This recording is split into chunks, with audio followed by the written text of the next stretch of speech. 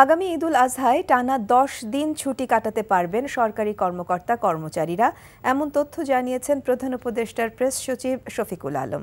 সচিবালয়ে উপদেষ্টা পরিষদের সভা শেষে বিকেলে ফরেন সার্ভিস একাডেমিতে সংবাদ সম্মেলনে তিনি এ তথ্য জানান।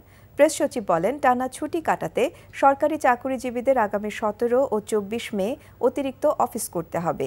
এ সময় আইন উপদেষ্টা ডক্টর আসিফ নজরুল জানান, সাইবার সুরক্ষা আইনে 9টি কুখ্যাত ধারা বাতিল করে অধ্যাদেশের খসড়া অনুমোদন দেয়া হয়েছে।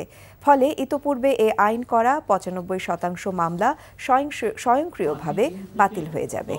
পর্যন্ত ছিল হচ্ছে ঈদুল আজহার ছুটি, কিন্তু দেখা যাচ্ছে যে ওয়েডনেসডে এন্ড থার্সডে, যেটা জুন 11 এবং 12, অনেক ক্ষেত্রেই সেইটাকে ছুটি ঘোষণা করে 17 মে এবং 24 মে এই দুইটা দিন, দুইটা স্যাটারডে সরকারি কর্মচারীরা বা যেগুলো আধা সরকারি বা অটোনোমাস এখানে যারা কর্মচারী আছেন তারা এই দুদিন কাজ করবেন, বিনিময়ে এই 11 এবং 12 তারিখে এই ছুটিটা ঘোষিত হবে।